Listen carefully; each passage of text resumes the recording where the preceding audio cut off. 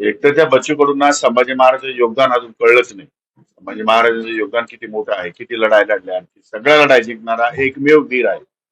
त्यामुळे अशा प्रकारचं वक्तव्य करणं म्हणजे त्यांच्या बुद्धीची कीव करावी लागेल मला. त्याने अशा प्रकारचं वक्तव्य करणं योग्य नाही. ते निषेधार्ह आहे आणि त्याला त्यांच्या मताशी मी कदापि सहमत नाही. बच्चू कडू यांनी आणखी एक वक्तव्य केलेलं आहे की सरकार हे शेतकऱ्यांच्या पाठीशी नाही, त्यामुळे शेतकऱ्यांनी आत्महत्या करण्यापेक्षा आमदारांना काम केलं पाहिजे असं वाटतं त्यांना.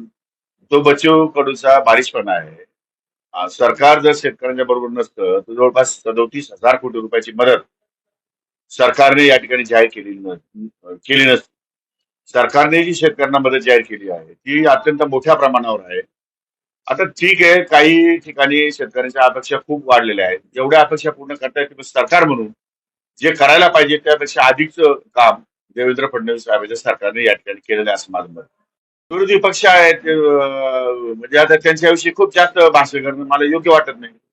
विरोधी पक्ष आहे, निवडणुकीत हारलेला आहे, थोडंसं फ्रस्ट्रेशन आहे. फ्रस्ट्रेशनमुळे काही गोष्टीमध्ये वेडेवाकडे त्यांचे वक्तव्य येत असतील, पण त्याकडे एवढं लक्ष देण्याची आवश्यकता असं मला वाटतं. सर, विरोधकांनी आक्षेप घेतलेला आहे आणि निवडणुका पुढे ढकलण्याची देखील मागणी जी आहे ती करण्यात आलेली आहे. असं होणार नाही, असं होत नाही. निवडणुका याद्यांमध्ये गोळ असेल त्यांचे कार्यकर्ते झोपा काढता का?